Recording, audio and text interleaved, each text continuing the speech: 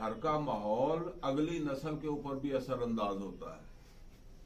अगर अच्छा माहौल होगा घर में, लड़ाई झगड़ा हर वक्त इस तरह की चीजें जो है ना, वो अगर मियाँ बीवी में भी रहें